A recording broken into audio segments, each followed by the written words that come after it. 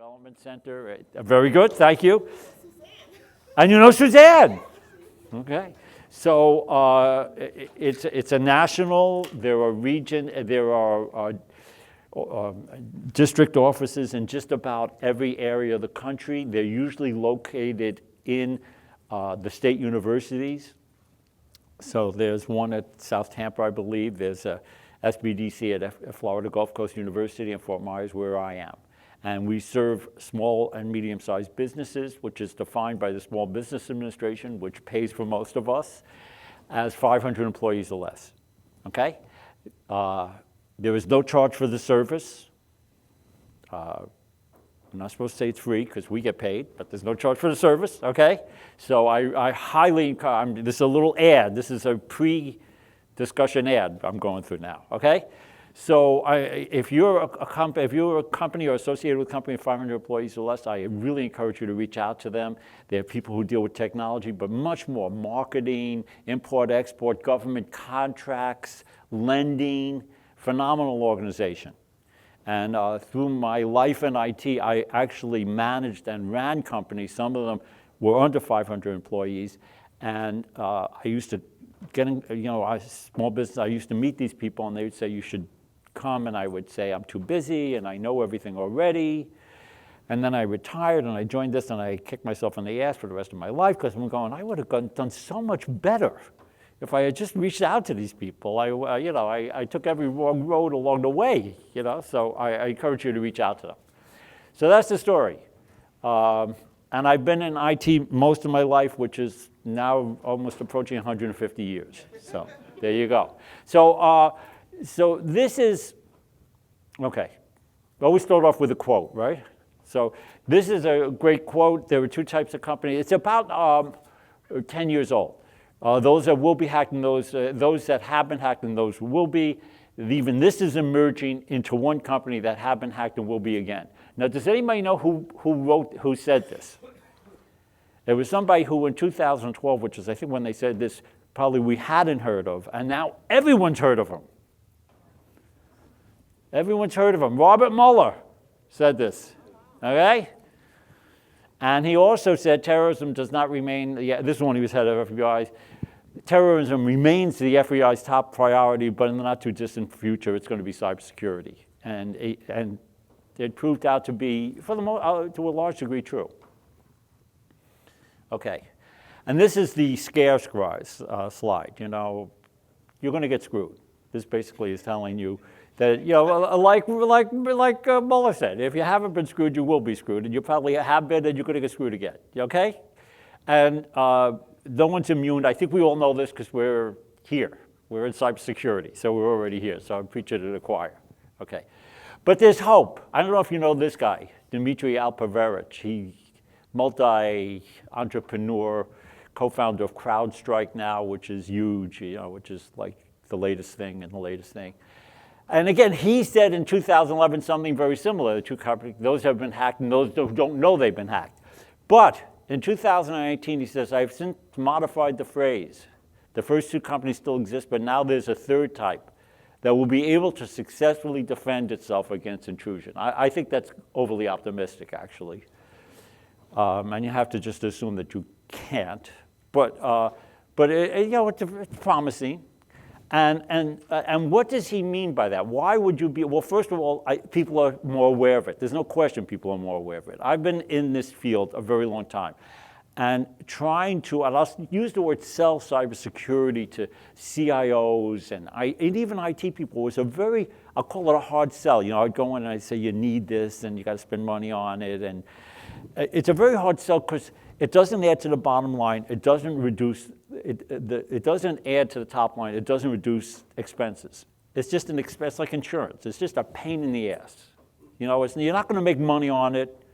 It's just a pain in the butt. You're just spending money without any return. The return is it's like insurance. The return is only if you get screwed. So it's a very hard sell. That is no longer the case. Everyone's aware of it. It's in the news. Most people have been hit on one level or another with personal privacy attacks, your credit card or your bank. Everyone's gotten screwed at some point along the line, right? So I want to make this interactive, by the way. You know, I mean, because I don't know if there are no slides there. So I want to make this interactive. Let me ask you a question. How many people are in business? Wow, okay. How many in academia? Okay, few, yeah, there you go, okay. And government? Okay, we got a good amount of government, okay. There you go. So, okay, very good. So, you know, I would like to go through this because this is something I truly believe in. So the last probably about 5 years I've been doing this IT consulting, which is very interesting.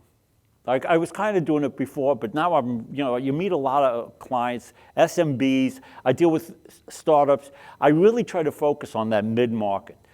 I try to work with clients that have, I'm going to say from 50 to 60 to 500 employees. And these are companies who very often, when you get to 50, 60 employees, you very often hire an IT guy. You still have a managed service provider, a network support company, but at that point you hire an IT guy. When you get to 200, 300, 400, by that time you start to get 2, 3, sometimes 4 IT people in a department. You still don't have anybody in cybersecurity.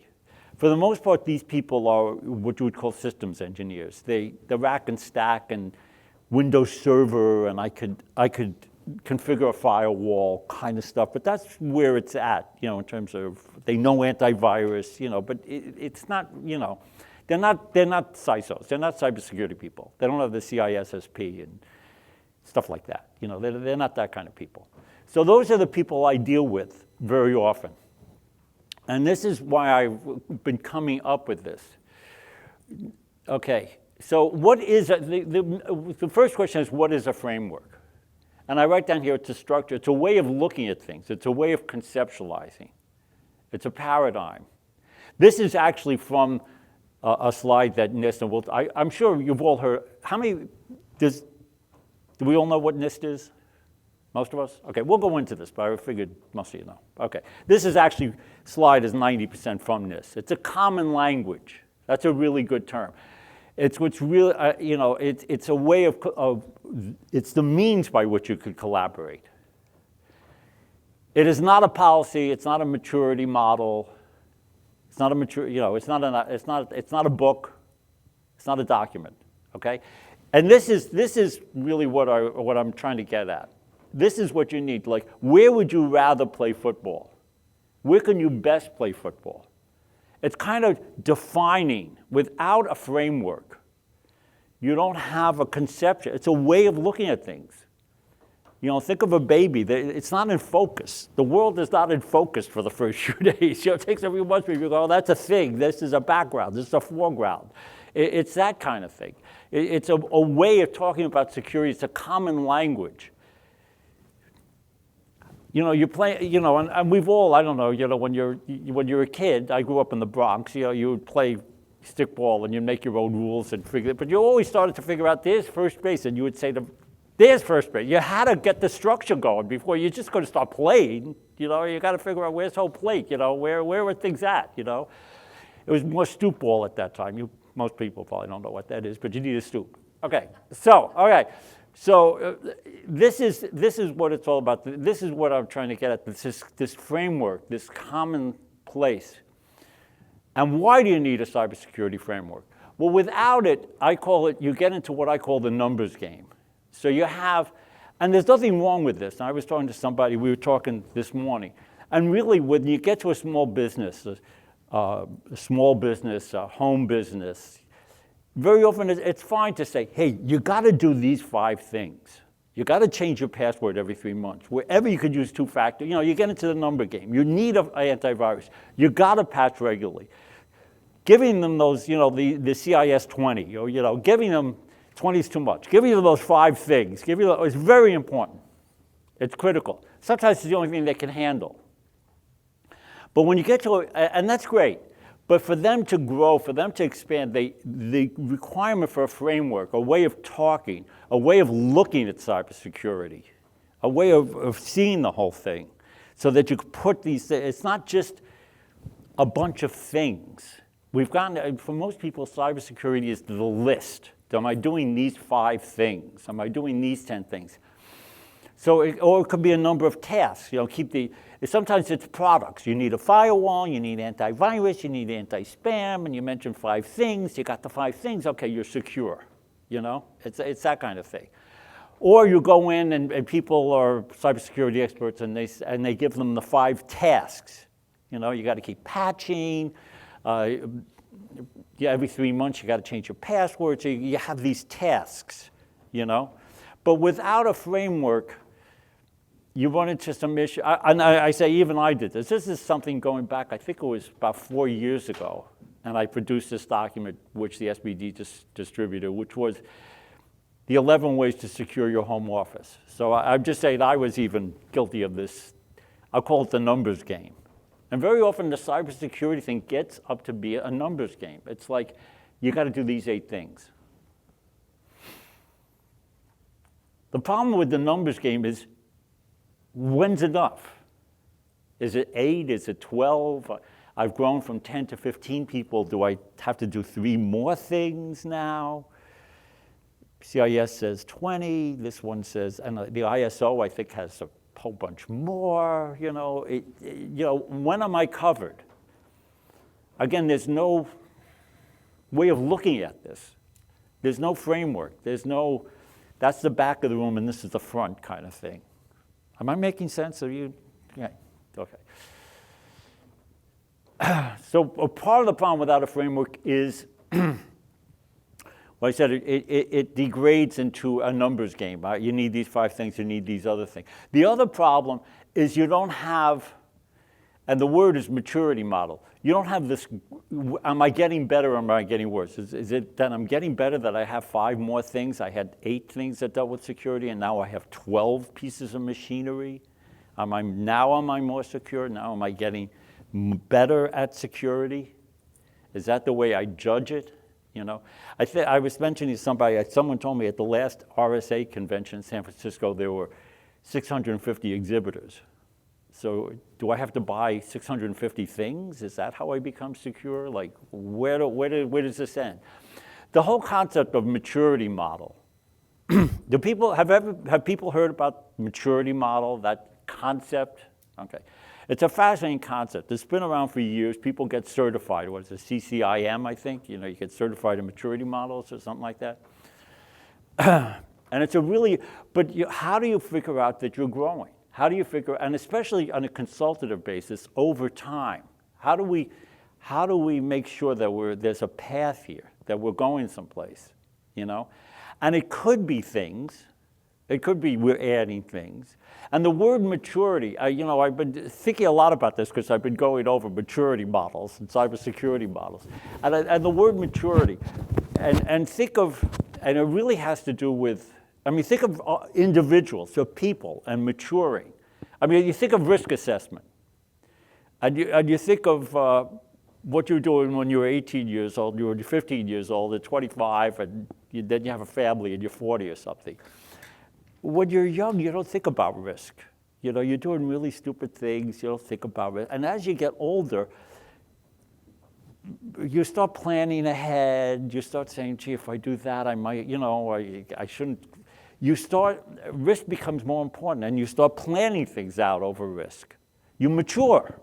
Basically, you're mature. And think of organizations, because it's fascinating being a consultant, going from one organization to another. And I always say organizations have personalities. Every organization has a personality. Now, I think if you read organizational books, they call it a culture. I think almost a personality fits better, And some are loose, and some are creative, and some are rigid. And the maturity model is kind of like working on, I'm going to say, creating a sound personality, a sound culture. And some people have just a haphazard culture.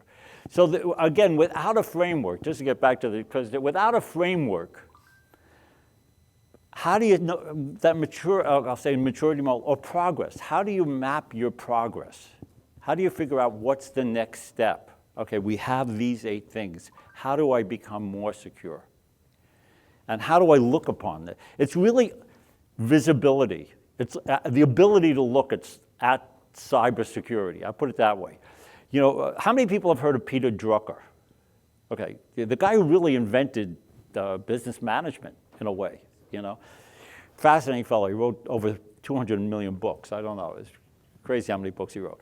But he once said, you can't manage something if you can't monitor it. And I added to that, you can't monitor it if you can't see it. Now, what I was thinking of actually was visibility to TCP/IP packets, what I said that was, which is completely, but it was cybersecurity. It's a way of looking. You can't monitor it if you don't see it, if you can't actually see what cybersecurity is. So, okay, that was my rationale why you need a framework, and kind of what I think a framework is. And we'll go into it. Now, there are many things that people, cybersecurity frameworks, here's a list of them, some of them. They're the same ones all over again. Some of them, as I dig into them, I don't believe in my definition of framework, they're really a framework, to tell you the truth. I think they're more, again, back to that list. Here are the 17 things you got to do kind of thing.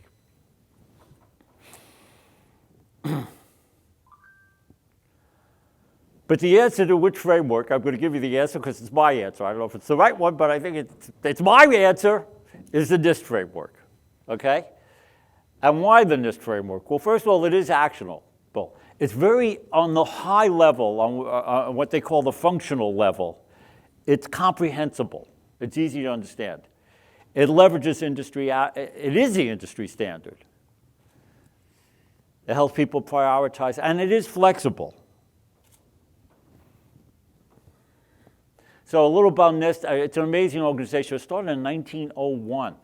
And its mission statement was National Standards and Measurement Laboratory. But even in its original statement, it talked about technology, which I found fascinating in 1901.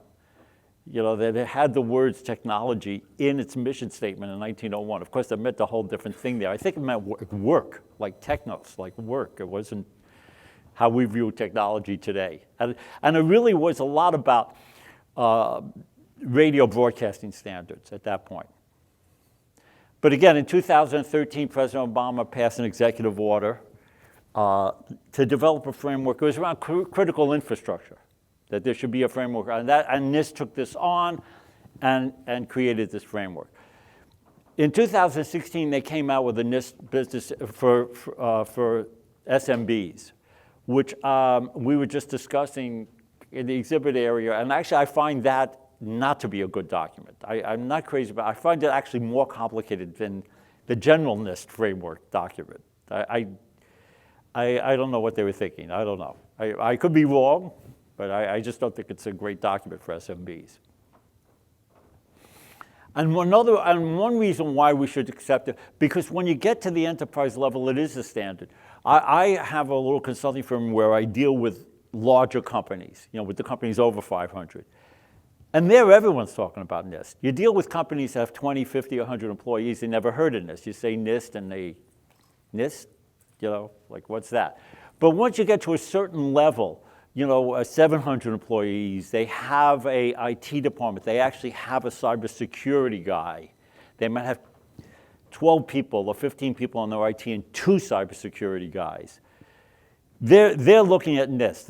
They are knee-deep in the whole NIST framework and trying to understand it and use it and leverage it, I'll say. Okay, the only problem is in its current form, first of all, no one in the SMB space is ever going to pick up a NIST document and actually read it. I don't think anybody, even the IT guy at the manufacturing plant that I work with, who has 300 employees. I mean, he's jamming. He's not going to go to NIST and start looking at that and start studying that and that kind of thing. And it gets complicated fast. I mean, you got to read it 5 times. It's not time novel reading. It's not that kind of thing. So that's part of the problem. So again, I don't know how many people are familiar with this. Is the core, and this is what when I go into a company. Sure, if they only want to see me once, I'll give them 5 things to do.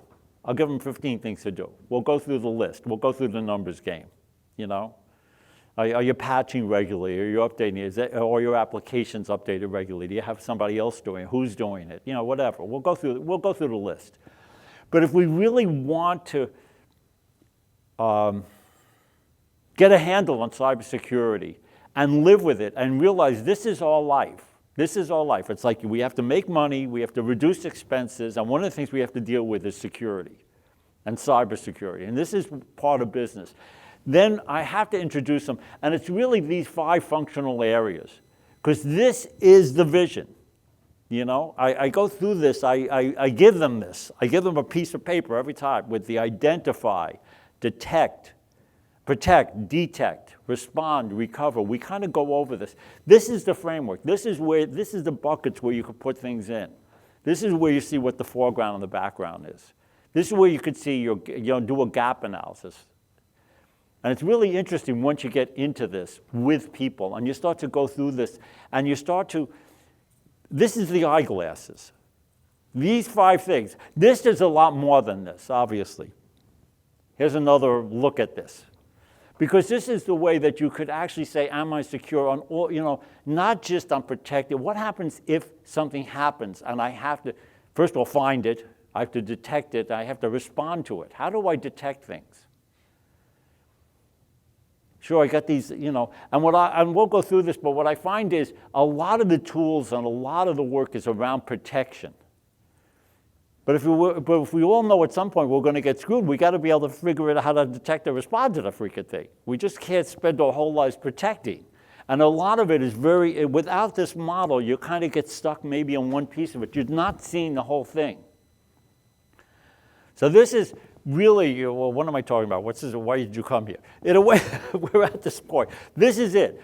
That when I go to see clients, very often I really try to impress upon them, I really try that they digest these 5 elements of cybersecurity. And obviously it's not cybersecurity, it's all security. It's physical security, it's personnel security, identifying, protecting, detecting, responding, and recovering. Now, the framework has these 5 functions, and then it divides it into categories. And these are the categories underneath there. And after that, it goes into subcategories. I think there are about, I forget, 115 subcategories. So eventually, you got to do something. I mean, eventually, you got to patch, and you got to, it gets down to what you have to do. Password management, and change it every 15 days, and make it, change it every 6 months, and make it 15 characters, and 2 of them are this, and 3 of them are that. I mean, eventually it gets down to, these are my rules and regulations. But they fit within these 5 functional areas.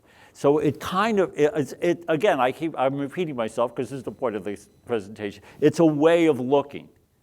It's a way of, have I covered myself? And how do you know that?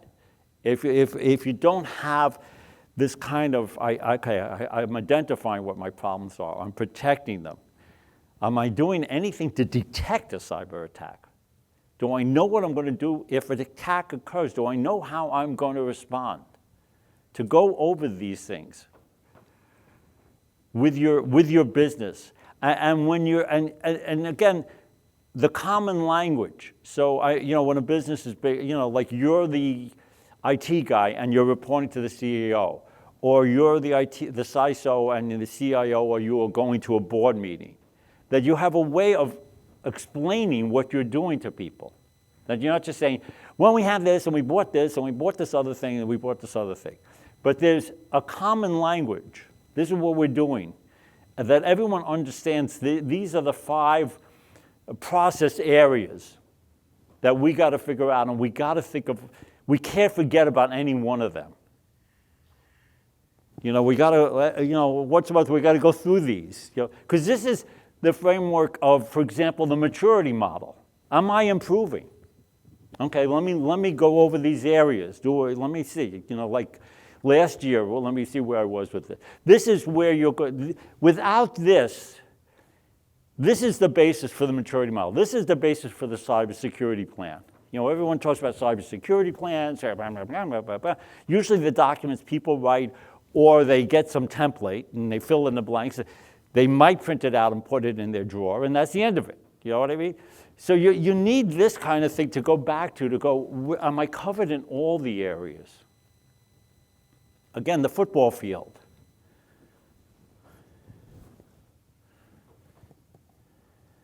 Okay. Yeah, so the functions, the category, and this is NIST talk. NIST calls that the core. There's more to the, and that's basically 80% of the NIST framework. I mean, there's a few more pieces, profiles, and there are a few more elements to the NIST framework that if you read all these documents. But it's really the functional areas, which they break down into subcategories, to categories which they break down into subcategories. So there are about 5 to 8 categories for each functional area, and then there's about 8 to 10 subcategories. You start to figure it out, there's probably about 110 of these things that, when it gets into the detail. So again, security is all about managing risk. And this, what I'm showing you is kind of what I go through with my clients very often. And the whole concept of risk management, which gets into this identify. We got to start off with identify. And when I always get to the identify piece, I say, when you do the identify piece, you don't do anything. It's not like we're going to go out and buy something. We're not going to implement anything. We're just going to take a look. We're going to identify. We're going to sit back and figure out, what is my risk? What is, and what is important to me? What is at stake here? Where is my data? We're not going to move it. We're not going to do anything with it. We're just going to locate it. We're going to identify. We're going to spend a little time figuring out where we are, And risk management is such, I spoke to a few people about this. People, when I say the word risk management, like their eyes glaze over. Like they think, I got to get a PhD. It's funny, everyone knows what risk is. Everyone knows what management. You put those two words together, it's like physics. Yeah, they think it's quantum mechanics or something. Like it's not, So, it's like I never took that course. No, you don't have to take a course. Don't worry about it. So again, it's the cost of the impact of what's the worth of the thing, and where, if there's a penny over here on this floor, there's a great deal of risk, but it's not worth much. So I don't really care. If my life savings was on the floor, I certainly would be picking it up and putting it in a secure spot. So what's the vulnerability? I don't care if my penny's in the safe, but I want my life savings in the safe. So what's the value, and what's the risk? That's what, you're just kind of figuring out the value and the risk. And I tell people all the time, look, you put a lock on your door. This brick and mortar building of yours is valuable. You're doing risk management. Everyone does risk management all the time. How fast are you going in the car? You're doing risk management right there. I'd like to get home faster. Maybe I'll go a little faster, but wow, I might get into it, so I can't go that fast, or I might get a ticket. So there's the risk. So I'm kind of managing my risk when I go from 60 to 65, I'm doing risk management, basically. We're doing risk management every step we take. And people, it's kind of an educational thing. The light bulb's got to go off that I'm doing risk management. I'm just not formalizing. I'm not thinking about it. I mean, especially in business. Business is all risk management. How much am I charging for something? Should I open up another office? Should I expand? Should I add staff? Should I decrease square? You're managing risk. That's all you're doing at the end of the day. Okay. And I explained there are 4 things you could do with it. You could accept the risk. You can mitigate it, which gets into, you could say, cybersecurity tools. You could transfer it, which gets into MSPs. I'll let this guy handle my risk. I don't want to deal with it. In a way, you still are at risk. It's your data. The customers, when that personal identification stuff gets stolen, they're not going to go to the MSSP and complain. They're going to go to you. So I don't know how. Insurance is a way of transferring risk. Or you could just ignore it. Okay. And you do have to go over, and I go over with the clients, again, when it gets to risk, it's what's the value of the thing, and then what's the threat. So we do have to go, and I won't go over all these, but I go over the threats and what that's about, so that I get them thinking about risk, and I hopefully get you all thinking about risk management. And trying to prioritize, because you can't do anything with cybersecurity until you start to prioritize what is it that I'm trying, what are my valuables that I don't want people to get into? What's valuable to me that I don't want people to get into? And again, identify, like I said, don't change anything. Go over those categories. Go over identifying and protecting, and let's go over them. And let's just see where you're at with them. Let's see where, like, you want to call it a gap analysis. Let's see what's going on or what isn't. And that's where, again, that framework comes in. So you could actually have a discussion. How could you have a discussion about, let's see where you are with cybersecurity? When am I going to just mention the 15 things? Which is not bad, but especially learn, again, that maturity model. I want them over next year and the year and to grow and develop. And you need that framework. Without it, you're just adding things. That's all you're doing. You're not sure you're adding the right things in the right places. Okay. The whole, it's amazing how many people don't know and don't have even an Excel spreadsheet, which is not the greatest thing, of their hardware, of their software, their software assets, what they own, what they don't own. So this is all part of that identify thing that I go over with clients. If anybody wants the slides, I could certainly be my pleasure. Okay. So again, I'm going to call it, it's knowledge gathering. We just start off with figuring out what is our task ahead, instead of rushing out and buying things or what is it? Where are we at? Where's our data? What's important to us? Do we have to comply with something? I hear about all these compliances and regulations. Let's figure this out once and for all. What do we have to comply with and what don't we have to comply with? Most companies don't have a clue.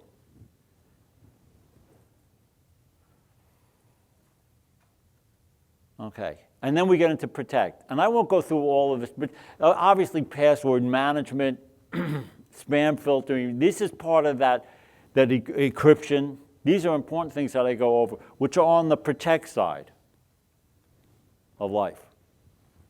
Disposing of media, disposing of computers. This is, and I go over this with people so that they begin to figure out what they're doing, I'll call it, what functional areas, what buckets these things go in.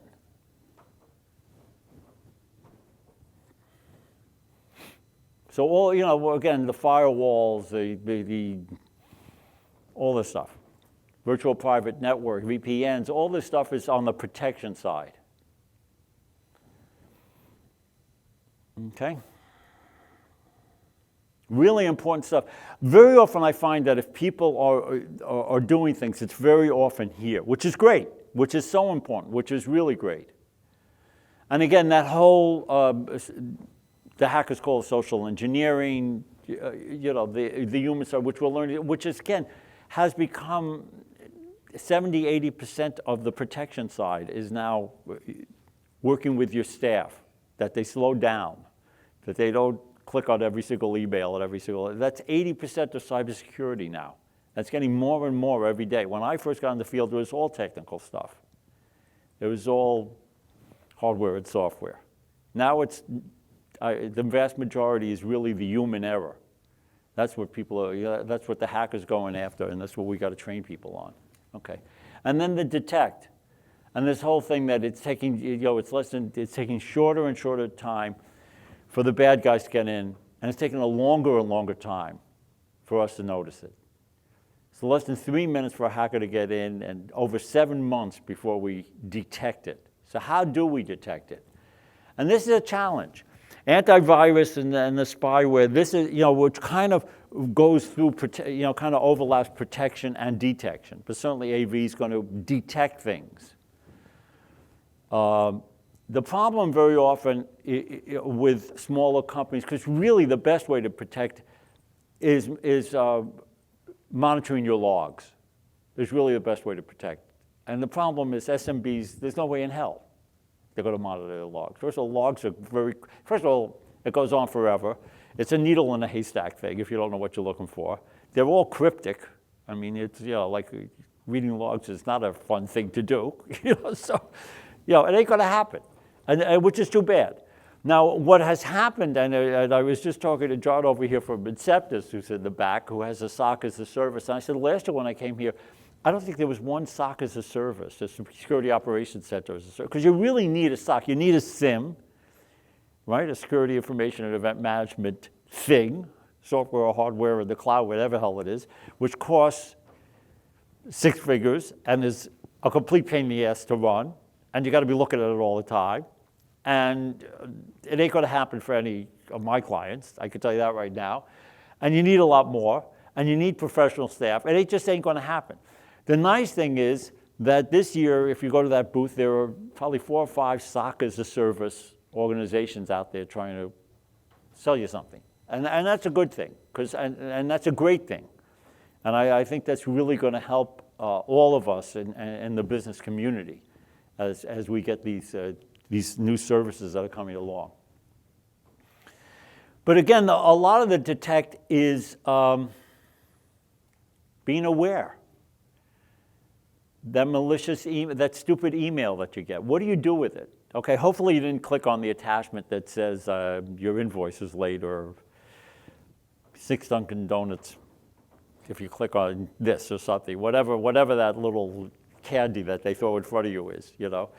But did you tell your IT person, did you tell your MSP person that you got this thing? Did you notify somebody that you got this, or you just, wow, I'm glad I didn't click on that and go to the next one? Slow with your network's running slow. What is that telling you? Well, it might be telling you that just there's a lot of crap in the registry, but it probably is telling you that there's some cybersecurity issue going on. Especially missing the information. Alerts on websites. So your website is down, your website's running slow. What is that telling you? Look, here's a great quote. You can observe a lot by looking around. Okay? Anybody know who made that quote? The great Yogi Berra? You can observe a lot by looking around. Okay? So you got to train your staff not only on clicking that email, but you got to train, so after you don't click on it, let whoever is the person who should know. You know, this is where the SMBs, this is where 90% of the detection for the SMB is going to take place. By humans looking at what's going on and noticing something different with their, I'll say computer, with their screen, with what's going on the screen. Okay, that's where we're going to find out that something bad has happened to us. Okay? So again, I'm getting back to that framework that we're not just talking about things, but we're actually have this idea of protect, detect, respond. Okay. The respond and the recover are the hardest and most perennially unprepared of the NIST functions. Okay? Again, I'm talking about my clients, the SMBs. I don't know whether, but no one.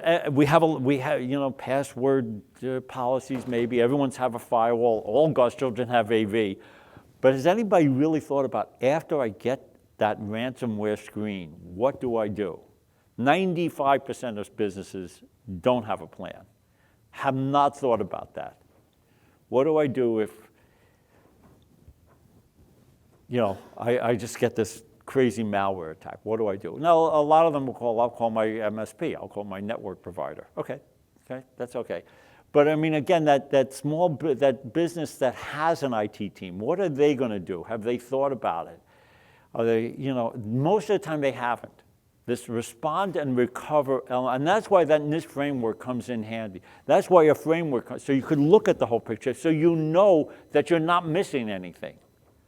Where am I going to spend my next $1,000 on cybersecurity? Where am I going to spend my next if you're a business, where am I going to spend my next $500 or $5,000 or whatever it is, $50,000 on? That model, that NIST model, is going to help you decide that. As you go through that, what happens if I get screwed? What am I going to do? Okay? And there's actually a framework it was created by the US government, the Army, and it was, you prepare, identify, contain, eradicate, recover. So they have this respond framework. Okay? And basically, you have to plan it out. You have to sit with companies and say, okay, first of all, everyone's got to know who they got to tell. If something happens, if they get that ransomware screen, or the system just starts to slow down and crawl, who do you notify? And who does that person notify? Let's go through some tabletop discussions. Let's really figure it out. I've been with people and they go, down to the detail. I've been with people and they go, well, I'll call, when do I call the exec? I'll call the exec if I get a ransomware attack. Okay, do you have a cell phone number? No, I don't. So, you got to ask these questions because, you got to go down to the detail. What are you going to do? How are you going to do it? How are you going to respond? Who is the team you're going to mobilize? Who are the vendors you're going to call? Think about it now. Plan for it now. Spend 10 minutes thinking about it now. Let you, the IT guy, and that executive team, let's say it's a mid-market company, 300 employees, they got a CEO, CFO, and one IT guy. Let's all sit down together and let's give a little thought to this and let's write this out so we can look at it again about how we're going to respond. So again, that framework gives us this ability to go through all this, to make sure that we haven't forgotten anything, forgotten any major area.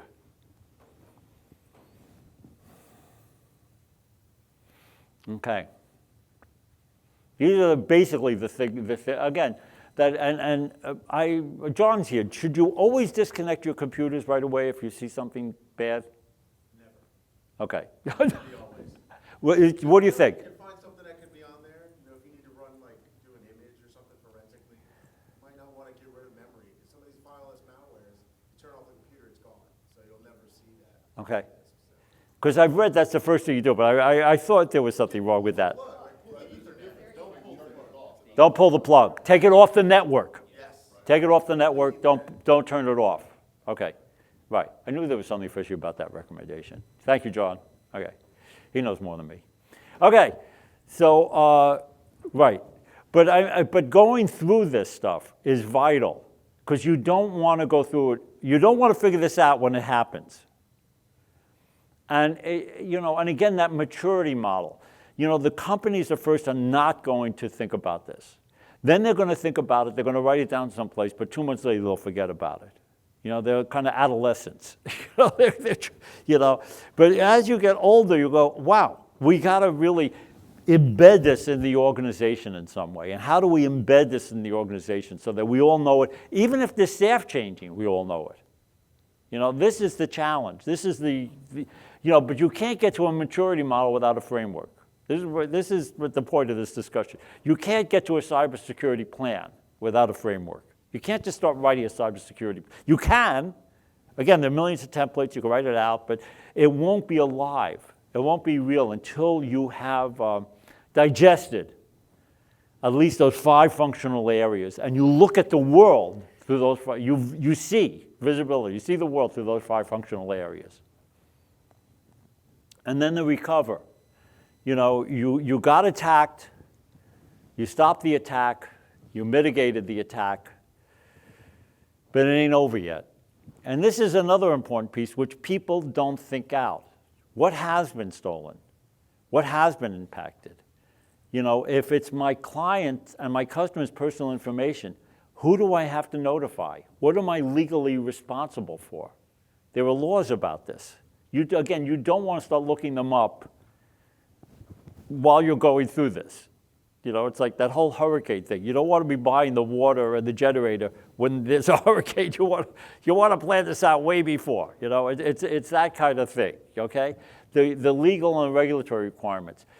Having that list of, and I've been told the first person you call the FBI. That if you ask a lawyer, they'll say the first person you call is me. I very often hear that the first person you call is your lawyer, even before you call the FBI. What do you think, John? That's a personal thing, okay. Okay, he's not going to comment on that one, okay. But to figure it out, whatever it is, to figure it out, so you know the first phone call. You've decided as a company what the first phone call is, or what to say, and you have that list. Is this all making sense? Okay. Okay. And of course, the other part of the recover is to review, is to go, okay, let's do a review. How did we do? We obviously screwed up on the protection. Could we have protected ourselves? How fast did we detect it? How did we respond? What can we learn from all this? This is part of the recovery. Okay? A lot of this, you might have on that list your marketing person. Maybe you don't have a marketing person. Maybe you should find somebody, because when the crap hits the fan and you're in the local newspaper, you'll probably want that person, you know what I mean? So why don't you make a relationship with them now and say, you know, I'd like your phone number just in case I end up in the newspaper. Because I have clients who have been in the front page of my local newspaper. How realistic is that the target got breached, people are still going to target?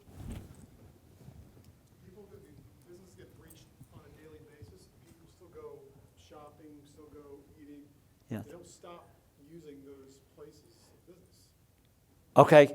Well, reputation management. I mean, you know, there's so much money is spent on marketing and branding, you know, and what did he say? You know, I mean, people spend, okay, maybe you still go to Targets after. They had a huge drop for about 2 or 3 months.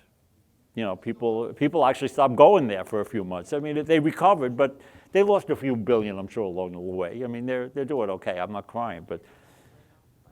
They had to lay off a bunch of staff. Uh-huh. A lot. Yeah. Affected. Yeah, it took a while for them to recover from that. It's very expensive. Normally have to offer some kind of credit monitoring service and Right. that kind of, Yes. it's not only reputation. Yeah.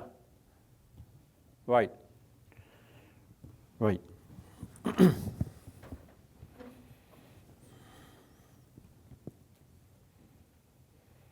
Okay, I'm coming to the end. Did I do this in like 15 minutes? I don't even know. Maybe, okay. I think I'm doing all right. Okay, yeah. So I put this in because the sample, yeah. If you want the slides, you'll get this. This is my final thoughts. Stop making cybersecurity a technology issue and a constraining issue. I've been in this field a very long time, like I said. I'm actually very old, and I've been doing this for a long time, so I've been in the field a long time, you know what I mean? So, you know, it's a pain in the butt, because it's like, cybersecurity are the people who say no. I always say we're the people who say no. No, you can't do that. No, you can't do that. No, you can't do that. It's not a good position to be in, you know? It's like it's like the grumpy grandmother. I don't know. It's like, yeah, not good. Not fun. So, you know, we try to get out of that. It's an enabling thing. You can't grow without cybersecurity. You want to open that other brick and mortar, you know, you have a business in Fort Myers and you want to go to cyber, so great. Just like you need money, I guess money is a constraining thing, but in a way it's an enabling thing. So, you know, the image of cybersecurity is an enabling thing. We're going to enable you to have us another secure office, to have another whole secure department. You know, it's embedded. It's by design. It's going to ensure your growth. It's going to ensure your growth. You know, it's an image issue to me, because I've been in it my whole life, and you're always the grumpy guy. You know, you're always the guy slowing things down. And, you know, I'm trying. You know, it's.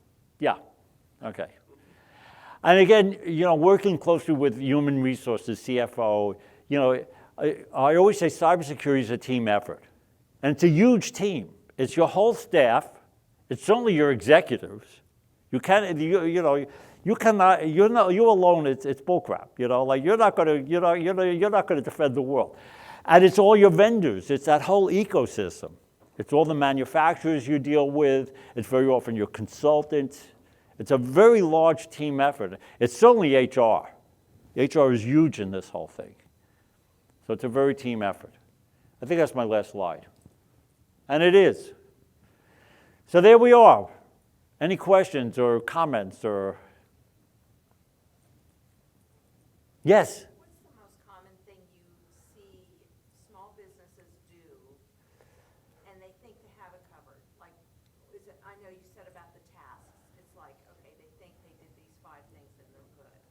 Yes. But you have a lot of responsibility as a small business owner to protect your employee information, all your customer information. Yes. What's something that you see people doing and they're just kind of mindless thinking, oh, that's all covered? Yeah, yeah. Well, look, here's the problem. We're all running very fast. Life is, life is competitive. Again, we're not in business to be secure. So it's very much an afterthought, I guess is the thing. It's very hard, and it's very hard to make it, You know, we're like insurance, you know, but insurance, okay, you go with Allstate and you pay them a bill. I mean, it's not like you got to do a hell of a lot besides that. You got the insurance policy.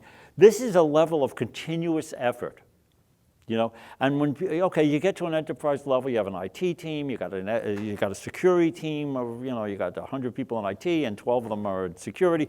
Okay, so they're thinking about it. But if you're a small business and you're an owner, or you have an IT guy who's running around like crazy, it's not top of mind. It is not top of mind. And unfortunately, it's continuous improvement. It's again, the maturity model. It isn't, I do it and if I forget it. It just doesn't work in security. It's unfortunate, that's not how life is. It's a continuous thing. We're here now, you know, we're constantly learning. It's a changing field. It's very difficult. It's a pain in the butt, but it's a necessary pain in the butt.